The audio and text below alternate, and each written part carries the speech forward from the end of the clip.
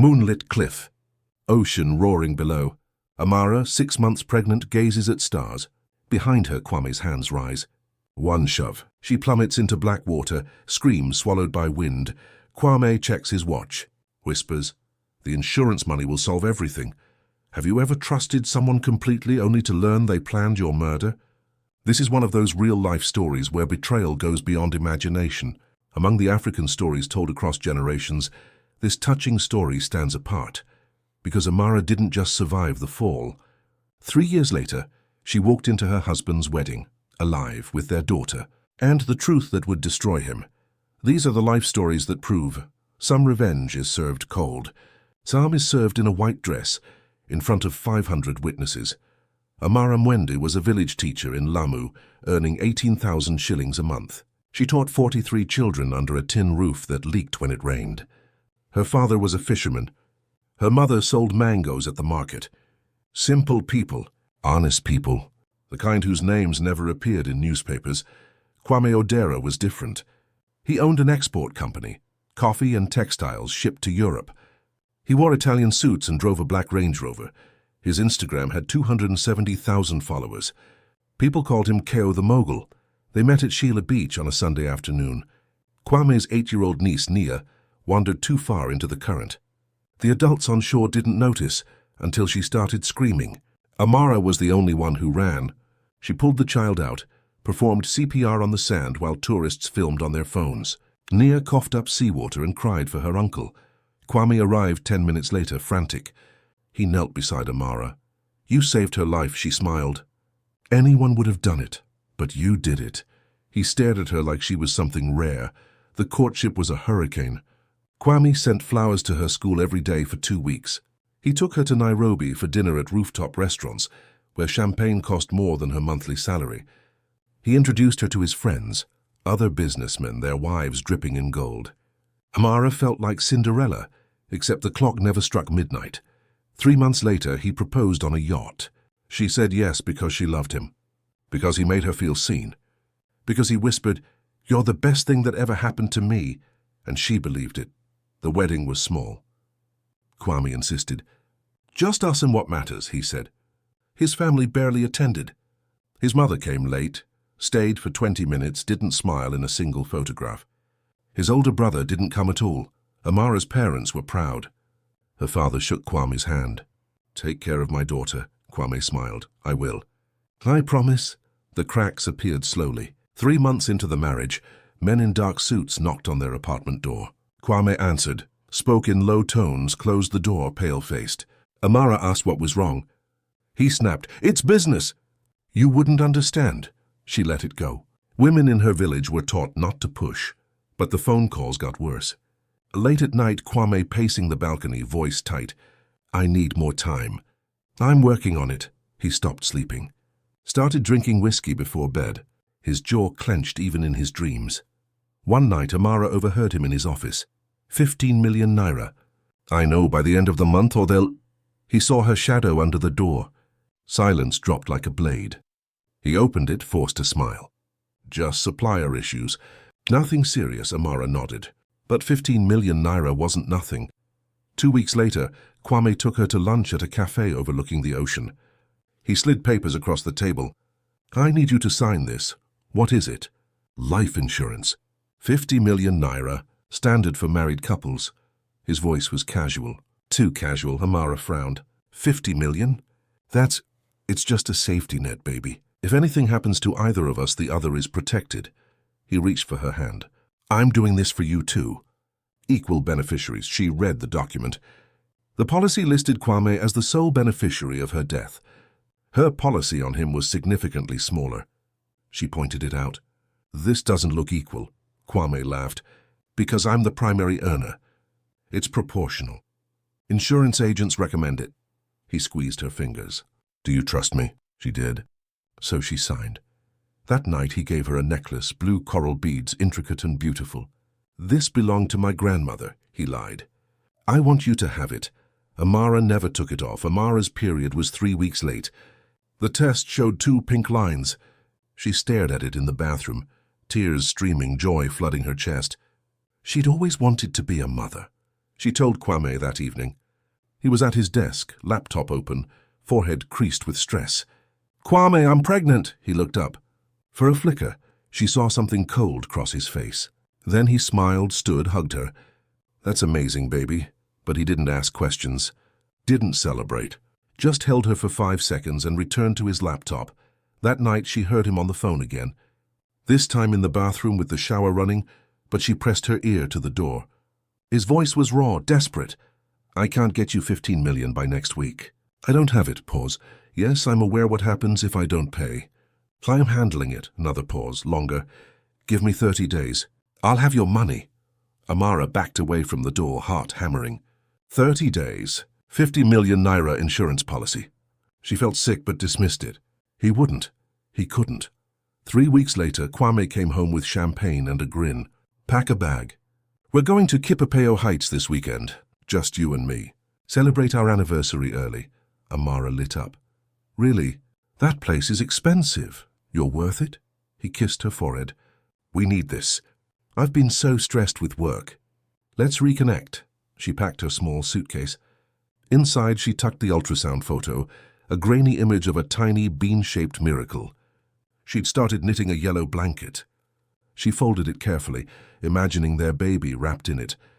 Kipapeo Heights Resort clung to a cliff overlooking the Indian Ocean. Tourists came for the view.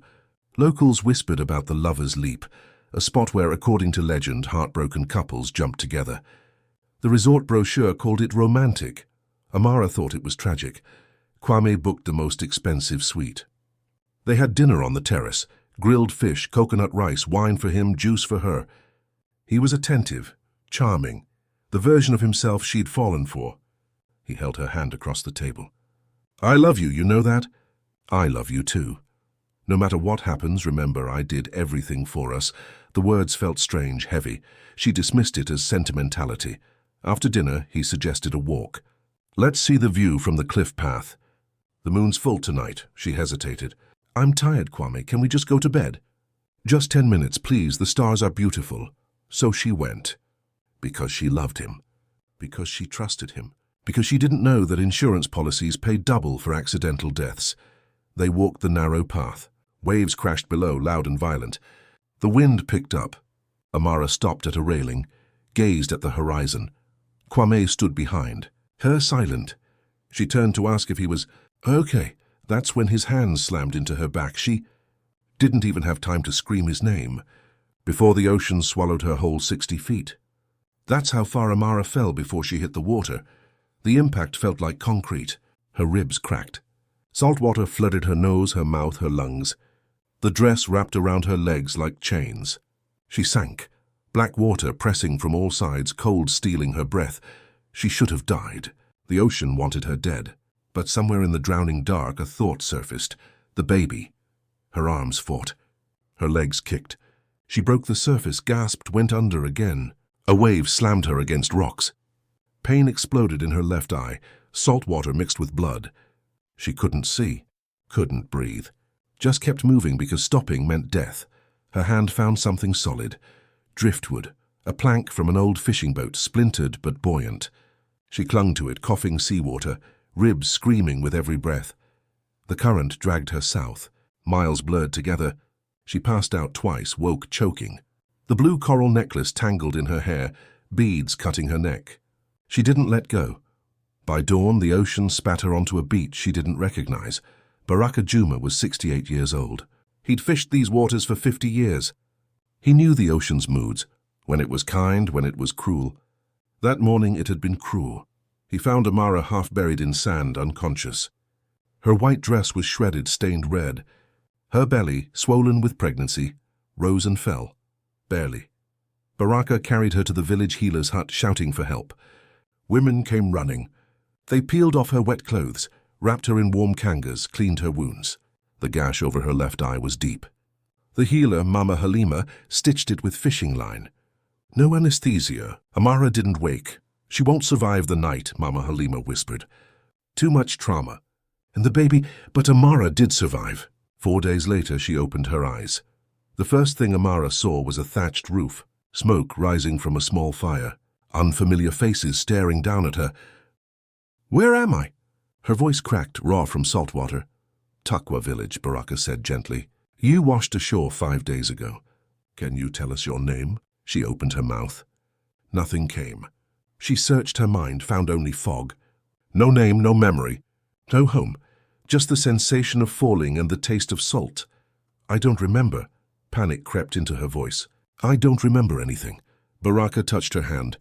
"It's all right, child. You're safe now. We'll call you Asha. It means life." "Asha." She repeated it silently. It felt foreign, but so did everything else. Dr. Zainab Osman arrived in Takwa 2 weeks after Asha woke. She was 32, trained in Nairobi, volunteering in rural clinics because she believed healthcare was a right, not a privilege. When she examined Asha, her face tightened. 3 broken ribs, severe lacerations, partial vision loss in your left eye from saltwater damage.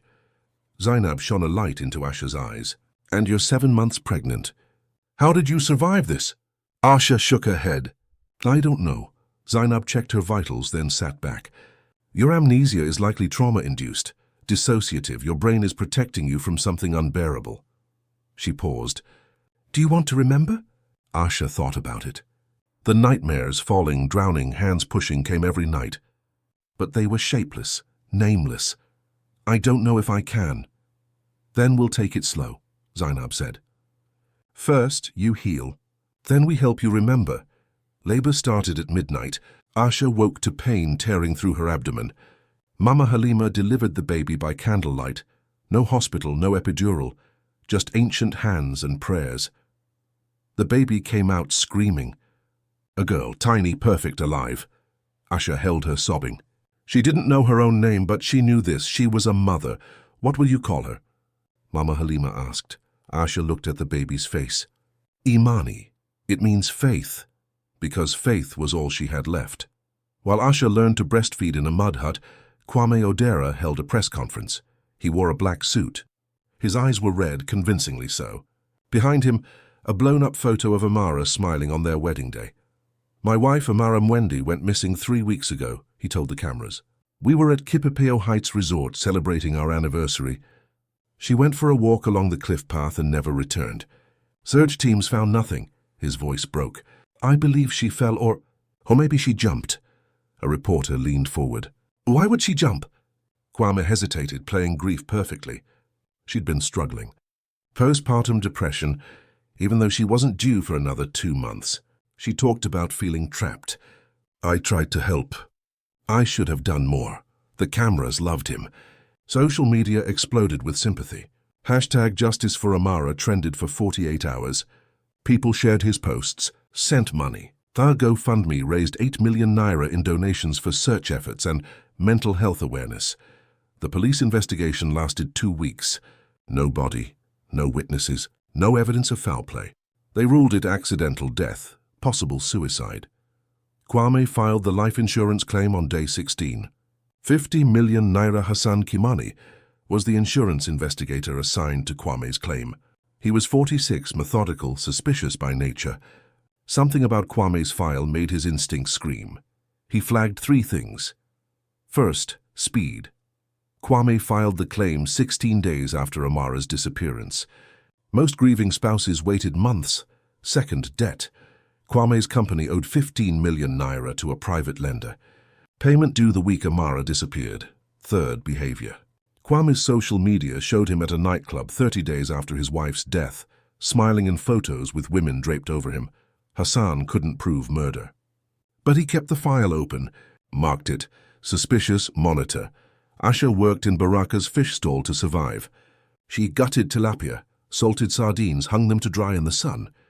Her hands smelled like the ocean. It reminded her of drowning, but she didn't stop. Imani grew fast. She smiled at 3 months, laughed at 5. Asha sang to her. Songs she didn't remember learning, melodies that felt like ghosts. Dr. Zainab visited weekly. She tried EMDR therapy, hypnosis, word association exercises. Nothing unlocked the memories. Asha's mind stayed locked. "Your brain will open when it's safe," Zainab said. "Until then, you're doing enough. You're alive. You're raising your daughter. That's enough." But at night, Asha dreamed of hands. Cold hands, pushing. One night, Imani wouldn't stop crying. Colic, maybe. Or teething. Asha walked circles in her hut, rocking, shushing, singing. Nothing worked. She sat on the floor exhausted and sobbed with her daughter. "I don't even know who I am," she whispered. "How can I be your mother if I don't know who I am?" Imani quieted, staring at her with wide eyes. Baraka found them like that an hour later. He sat beside Asha, didn't speak, just placed a hand on her shoulder. "Some days I want to walk back into the ocean," Asha admitted. Baraka shook his head. "The ocean could have taken you, child, but it gave you back. That's not an accident. You're here for a reason." "What reason?" "I don't remember anything." "Then make a new reason." He looked at Imani. "She's your reason." Asha nodded. But the rage still simmered. Rage at whoever pushed her. Rage at the blank space in her mind. Asha started a small fish drying business with Baraka. They sold to markets in neighboring villages. She earned enough to rent her own hut, small but hers. She planted bougainvillea flowers outside the door. Purple ones. She didn't know why, but the color felt right. Like royalty, like resilience. Imani took her first steps in front of those flowers. Asha cried, filmed it on Baraka's old phone, watched it 20 times. Dr. Zainab became more than a doctor. She became a friend. On Sundays they drank chai together while Imani played in the dirt. "You've built a life here," Zainab said, "even without your past." Asha smiled. "It's not the life I had. For maybe it's the life I needed." Still the nightmares came, falling, drowning, hands pushing. And always, the sound of a man's voice whispering something she couldn't quite hear. The voice in her dreams grew louder. One night she woke gasping, the words finally clear. "The insurance money will solve everything." She sat up, heart pounding. Whose voice? Whose insurance? She didn't know. But the memory felt close. Like a door about to open. Takwa village entered the modern world on a Tuesday afternoon when a traveling merchant named Omar set up shop under an acacia tree. He brought with him 20 smartphones, a solar-powered charging station, and an entrepreneurial grin. 500 shillings to charge your phone, he announced. 1,000 shillings for internet access per hour. Most villagers ignored him. What use was a smartphone when you earned your living gutting fish? But Dr. Zainab pulled up on her motorcycle, curious. She bought an hour of internet, sat on a wooden stool and scrolled through news she'd missed. Asha watched from the fish stall, Imani strapped to her back. "Come here," Zainab called. "Let me show you something." Asha hesitated. She'd seen smartphones before, blurry flashes in her fractured memories, but touching one felt dangerous, like opening a door she wasn't ready for. "It's just Facebook," Zainab said gently. "Maybe seeing the outside world will help." Asha sat beside her. Zainab opened an inspirational quotes page, scrolled slowly. Sunset photos, Bible verses, motivational speeches. Nothing triggered recognition. Then Zainab tried a different search. "Let me look up stories about ocean survival. Maybe that'll resonate," she typed. "Kenya Coast Missing Woman 2022, the results loaded." Asha's eyes scanned the screen, half interested. Then she froze, a photo. A man in a tuxedo at a charity gala. Handsome, smiling, confident. The caption read, "Businessman Kwame Odera honors late wife with 20 million Naira Education Foundation. 18 months after tragedy, he pays it forward." Beside him stood a woman, young, glamorous, gold jewelry, red dress. The caption continued, "Odera spotted with rumored girlfriend Nina Mutua at fundraiser." But Asha wasn't looking at Nina. She was staring at Kwame's wrists. Blue coral cufflinks, intricate, unmistakable. Her hand flew to the small cloth pouch she kept around her neck. She pulled out her necklace, held it beside the phone screen. Same pattern. Exact match. The world tilted. Images slammed into her mind like waves. Kwame's face above hers on their wedding night. His hands signing insurance papers. The cliff path. The moon. The sound of his breathing behind her. His hands, cold, deliberate, slamming into her back. His whisper, "The insurance money will solve everything." Falling. Screaming his name. Black water swallowing her whole. Asha gasped, dropped the phone. Her hands shook. Her vision blurred. 26 months of locked memories. Flooded out in 30 seconds. Her name wasn't Asha, it was Amara Mwendi, the man in the photo. Kwame Odera was her husband, and he had tried to murder her. Amara collapsed off the stool. Dr. Zainab caught her, lowered her to the ground. Asha, what's wrong?" "That's not my name." Amara's voice cracked. "My name is Amara Mwende. That man—" She pointed at the phone, hand trembling. "That's my husband." "He pushed me. He tried to kill me." Zainab stared. "What?" "He pushed me off the cliff." Amara's breath came in jagged sobs. "I was pregnant. He knew. He pushed me anyway. For money. For insurance money." The pieces clicked into place for Zainab, the injuries, the amnesia, the way Amara sometimes flinched at the sound of waves. "We need to call the police." "Right now." "No." Amara's voice turned sharp. She wiped her eyes, forced herself to think. "He's rich. Connected. Look at this article. He has an education foundation, a girlfriend, public sympathy. If I walk into a police station right now with no evidence except my word, he'll destroy me. You have evidence. Your body, the baby. DNA can prove what? That I'm his missing wife. He'll say I ran away. He'll say I'm mentally unstable. He already told the media I had postpartum depression." Amara's jaw tightened. "I need proof he tried to kill me. I need evidence of the insurance fraud. Otherwise, I'm just a dead woman who came back to life with a crazy story." Zainab exhaled. "So what do we do?" Amara looked at the phone screen again, at Kwame's smiling face, at the woman beside him, clueless and doomed. "We investigate," Amara said. Quietly. "We find proof, and then we bury him." That night, Amara didn't sleep. She sat outside her hut, staring at the ocean, imagining revenge. She imagined finding Kwame, pushing him off the same cliff, watching him fall, hearing him scream her name the way she'd screamed his. She imagined walking into his office with a knife, stabbing him, once for her, once for Imani, once for every lie he told. She imagined poisoning his drink at a public event, watching him choke, watching him die the way he'd tried to kill her. The fantasies were vivid, satisfying, dangerous.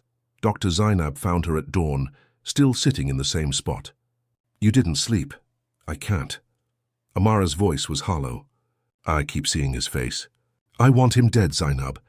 I want him to suffer the way I did." Zainab sat beside her. "I understand. Do you? Have you ever drowned? Have you ever been pushed off a cliff by someone you loved?" "No. But I've treated women who were beaten by their husbands. Women who watched their children starve because their partners stole their money. I've seen rage like yours before." Zainab paused.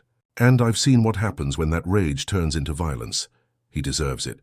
Maybe, but if you kill him, Amara, you go to prison. Imani grows up without a mother. And Kwame still wins because he turned you into a murderer." Amara's hands clenched. "Then what do I do with this anger?" "You use it. But not for violence. For justice." Baraka visited that afternoon. He brought fresh fish and sat with Amara while Imani napped. He'd heard everything from Zainab. "The ocean could have taken you," he said quietly. "But it didn't. It carried you here.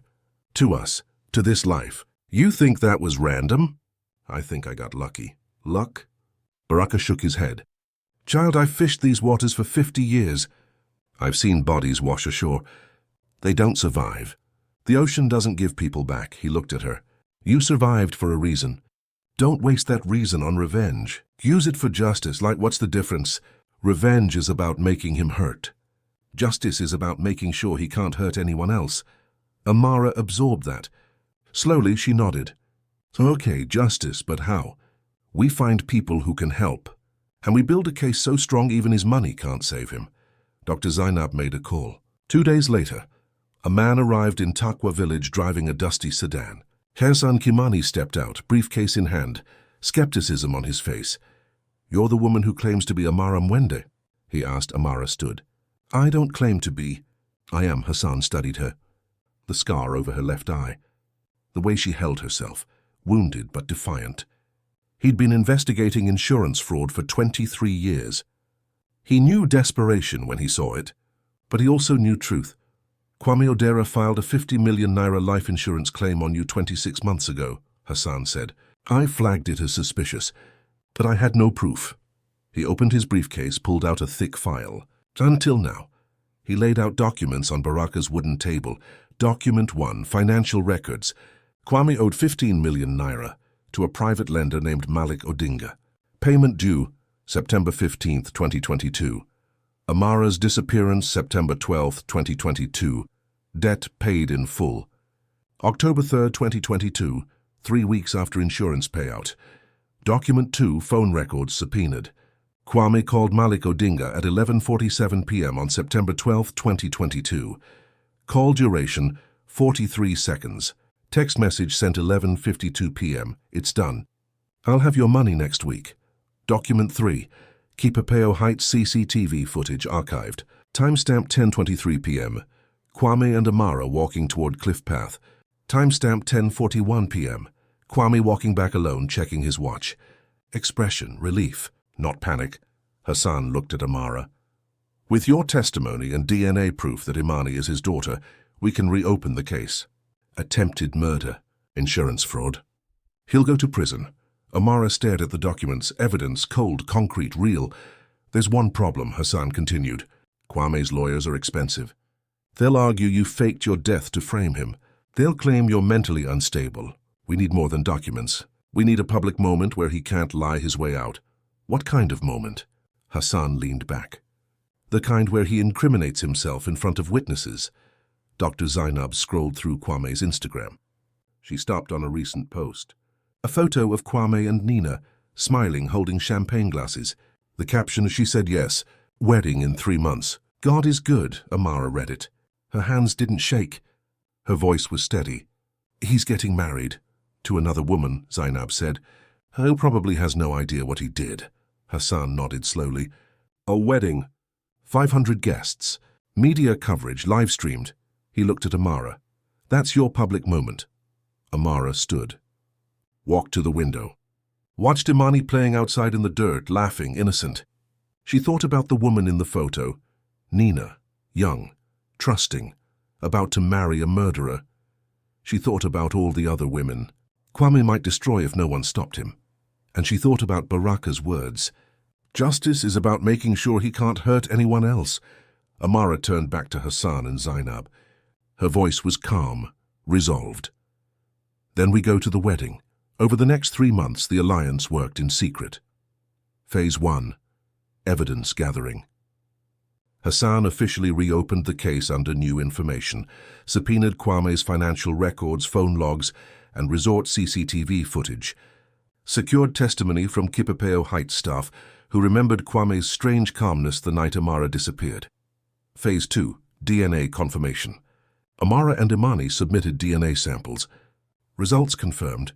Imani was biologically Kwame's daughter. This proved Amara's identity and timeline. Phase 3. Legal coordination. Hassan contacted Police Captain Otieno, showed him the evidence. Otieno agreed to attend the wedding with backup, ready to arrest Kwame on site. Phase 4. Amara's preparation.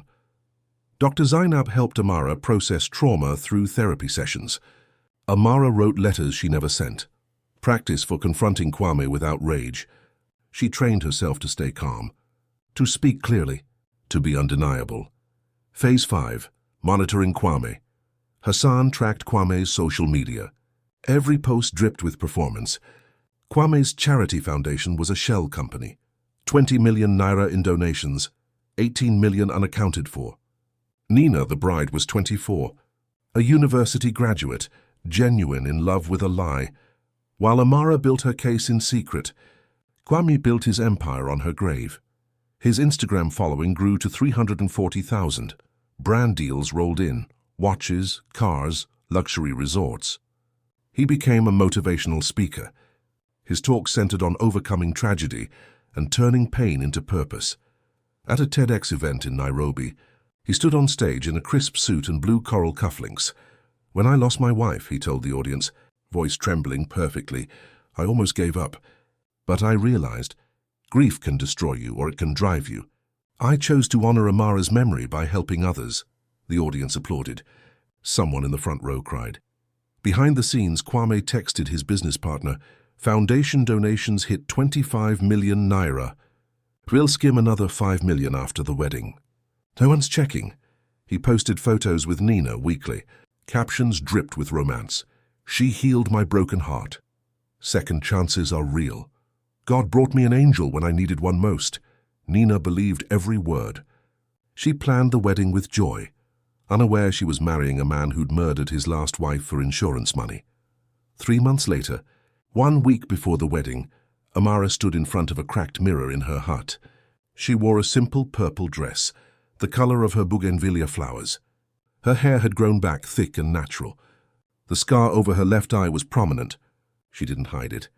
Imani, now 2.5, tugged at her dress. "Mama pretty," Amara smiled. "Thank you, baby." Dr. Zainab entered. "The wedding is in 7 days. Are you ready?" Amara looked at her reflection.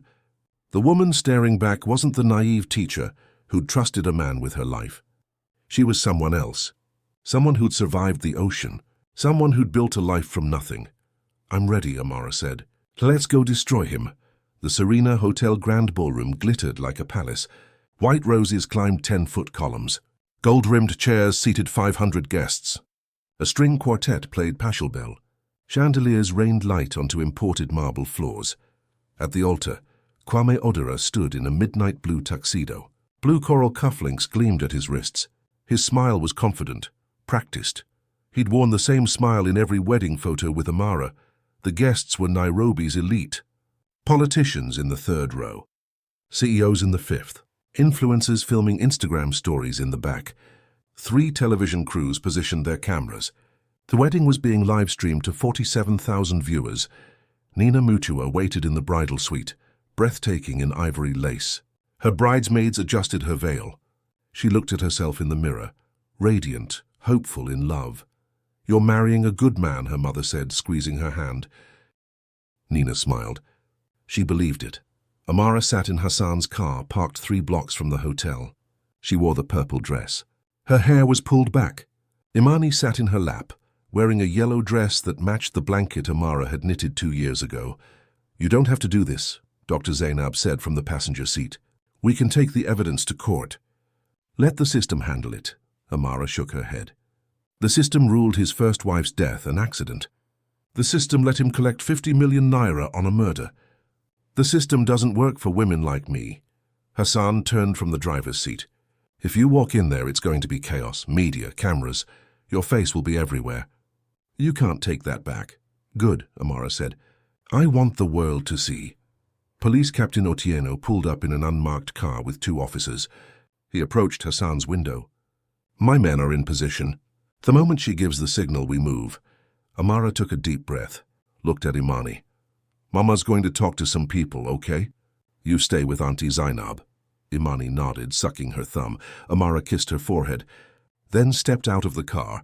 The ceremony had begun. The string quartet swelled. Guests stood as Nina walked down the aisle, arm in arm with her father. She looked like a dream. Kwame's eyes glistened, not with love but with the satisfaction of a perfect performance. This wedding cost 12 million naira, funded by his charity foundation. The photos would cement his redemption story. The pastor opened his Bible. "Dearly beloved, we are gathered here today." Nina reached the altar. Her father kissed her cheek, placed her hand in Kwame's.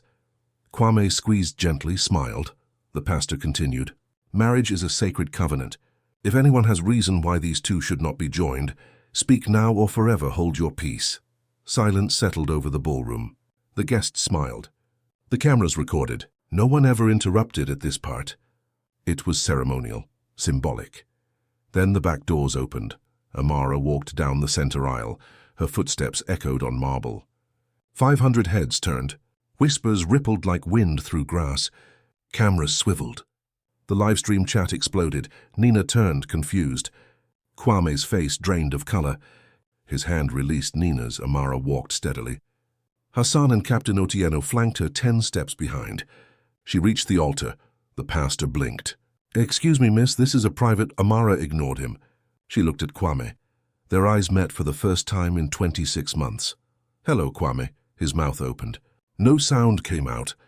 His hands trembled. He grabbed the podium for support. Nina stepped forward. "I'm sorry, who are you?" Amara turned to her, spoke gently. "My name is Amara Mwende. I'm Kwame's wife." The ballroom erupted. Gasps, shouts, cameras surged forward. The livestream viewer count spiked to 89,000 dollars. Nina laughed nervously. "That's impossible. His wife died 2 years ago. She drowned." Amara finished. Fell off a cliff at Kipepeo Heights. Kwame found his voice. Security. This woman is disturbed. She's telling the truth. Hassan stepped forward, holding up his identification. Hassan Kimani, insurance fraud investigator. I've been tracking this case for 26 months. Nina looked between Amara and Kwame. Kwame, what is she talking about? Kwame's face twisted. She's clearly mentally ill. Probably saw my story online and then explain this. Amara pulled out her blue coral necklace, held it up. The ballroom lights caught it, unmistakable. She pointed at Kwame's wrists. Those cufflinks. You gave me this necklace on our wedding day. You wore those cufflinks the night you tried to murder me. The camera zoomed in. Side-by-side shots of the necklace and cufflinks appeared on the live stream. The pattern was identical. Captain Otieno moved to the front. Ladies and gentlemen, please remain seated. This is now an active police investigation. A television crew projected Hassan's evidence on the wedding venue's massive screen. Document 1 appeared. Kwame's financial records. 15 million naira debt to Malik Odinga. Payment due September 15, 2022. Amara's disappearance, September 12, 2022. Document 2, phone records. Text message at 11:52 p.m. September 12th. It's done. They'll have your money next week. Document 3, CCTV footage from Kipepeo Heights. Timestamp 10:23 p.m. Kwame and Amara walking to the cliff. Timestamp 10:41 p.m. Kwame walking back alone. Zoomed in on his face, relief. Not panic. He checked his watch. The ballroom went silent. Every eye on the screen. Then on Kwame. Kwame backed away from the altar. That doesn't prove anything. She could have jumped. I looked for her. You filed an insurance claim 16 days later, Hassan said. 50 million naira, double payout for accidental death. That's standard. You paid your debt 3 weeks after receiving the insurance money. Exact timeline, Kwame's voice rose. I needed the money. My business was failing. I had no choice. The words hung in the air. The ballroom froze. Nina's voice was barely a whisper. You needed the money? Kwame realized his mistake. No, I meant I needed the money to survive after losing Amara. Not like that. You just admitted it, Amara said quietly. In front of 500 people and 90,000 online viewers. Nina stood still, wedding dress suddenly feeling like a costume. She looked at Kwame, the man she'd spent a year with, planned a future with. The man who'd wept on their third date while telling her about his late wife's suicide. You told me she killed herself, Nina said. You said she had postpartum depression. You said you tried to save her. Kwame reached for her. Nina, baby, please don't touch me. She stepped back. Looked at Amara. You were pregnant? Amara nodded. 6 months. He knew. Nina's hand flew to her mouth. Horror replaced confusion. She'd been sleeping beside a man who murdered his pregnant wife. She looked down at her engagement ring. 3 carats, purchased with stolen insurance money. She pulled it off. Let it drop to the marble floor. The ring bounced twice. The sound echoed. I almost married a murderer, Nina said. She looked at the guests. We all almost celebrated a murderer. Kwame's composure shattered. You don't understand. I was desperate. The loan sharks threatened to kill me. I had no choice. You had a choice, Amara said, voice steady. You could have told me. We could have sold the car, the apartment. We could have started over. Started over? Kwame laughed bitterly. As what? Her poor nobody married to a village teacher? I built an empire. You built a lie, Amara interrupted. On my death. On our daughter's fatherlessness, Kwame froze. Daughter! Amara's voice didn't waver. Imani, she's 2.5. She has your eyes, your smile. She survived because I survived. That's impossible. You fell 60 feet. No one survives that. But I did. Amara stepped closer. The scar over her left eye caught the light. I broke 3 ribs. Lost vision in one eye. Nearly drowned. But I survived, because the ocean carried me to people who cared whether I lived or died. Something you never did, Kwame's hands clenched. For a moment, Amara saw rage flicker in his eyes. The same rage that had pushed her off the cliff. She didn't flinch. You can't prove I pushed you, he said desperately. It's your word against mine. No. Hassan held up another document. It's her word? My investigation, CCTV footage, phone records, financial evidence, and DNA proof that Imani is your biological daughter. All admissible in court. Captain Otieno stepped forward. Kwame Odera, you're under arrest for attempted murder, insurance fraud, and embezzlement. 2 officers moved in. Kwame bolted. He shoved past the pastor, ran toward the side exit. Guests scattered. The cameras followed. He made it 15 feet before a security guard tackled him. The ballroom erupted into chaos. Guests shouted. Cameras filmed.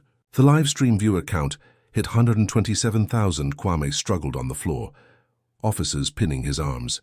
He screamed, "I needed the money. You don't understand. She was supposed to die.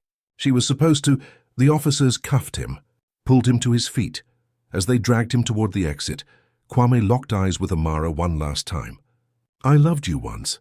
Amara's expression didn't change. "No. You loved what I could give you. You loved 50 million naira. You never loved me." Silence fell after Kwame was removed.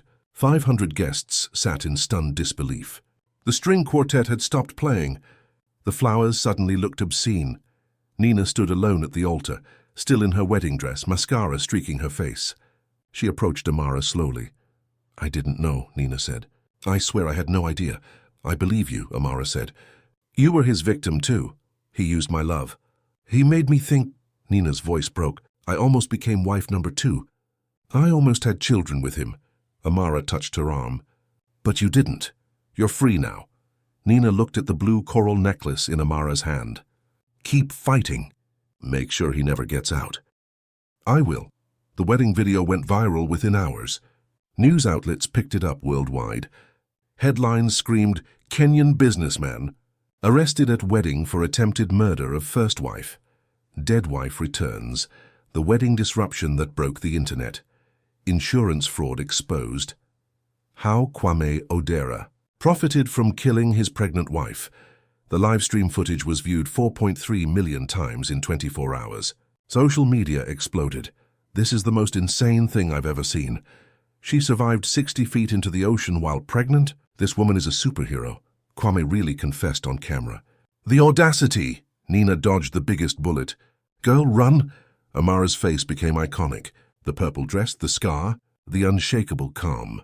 Memes emerged. Fan pages. Women's empowerment groups shared her story as proof that survival was the best revenge. Kwame's reputation evaporated overnight. His Instagram was flooded with death threats. His business partners cut ties. The charity foundation was investigated. 18 million naira unaccounted for. He lost everything in 72 hours. The courtroom was packed. Journalists, protesters outside with signs. Justice for Amara. The prosecution's case was surgical financial. Evidence: 15 million naira debt paid immediately after 50 million naira insurance payout. Phone records, text at Kyo. 11:52 p.m. It's done. I'll have your money next week. CCTV footage. Kwame walking away from cliff alone. Relief, not panic. Checking his watch. Amara's testimony. "I felt his hands on my back. Hard, deliberate. I fell before I could scream." The defense argued memory loss, accident, tragic misunderstanding. The jury wasn't convinced. Verdict: guilty on all counts. Attempted first-degree murder, insurance fraud, embezzlement, sentencing 15 years prison. 50 million naira restitution to insurance company. 12 million naira compensation to Amara. Kwame was led away. He looked back once. Amara didn't respond. Outside the courthouse, a reporter asked, "How do you feel?" Amara took a breath. "Like I can finally breathe." 2 weeks later, Nina visited Amara's apartment. She brought purple bougainvillea flowers. "I've been in therapy," Nina said, "trying to process how I loved someone capable of that." "You loved who he pretended to be," Amara replied. "That's not your fault," Nina nodded. "I'm starting a non-profit, legal aid for domestic violence survivors. Would you join the advisory board?" "Yes, on one condition." "What?" "We help women before they end up in the ocean." Nina smiled through tears. "Deal." 1 year into Kwame's sentence, he sent a letter from prison. "Amara, I'm sorry. I was desperate, broken. I see now what I destroyed. Can Imani know her father?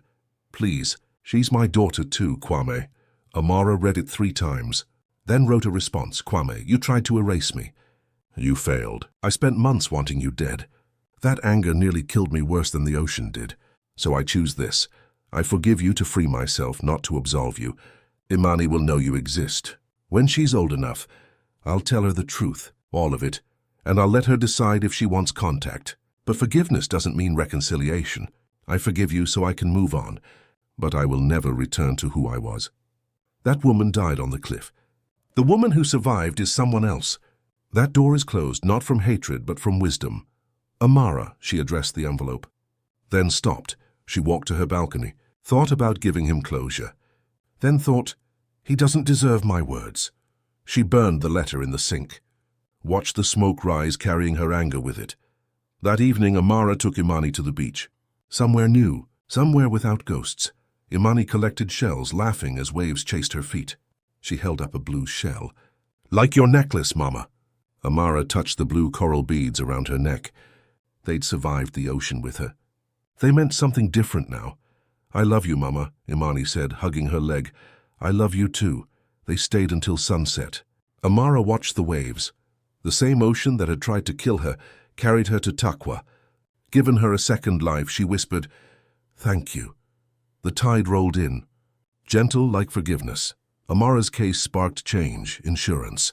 Reform Kenya implemented mandatory 90-day waiting periods for new death claims and automatic fraud. Investigations for claims filed within 30 days. Legal precedent.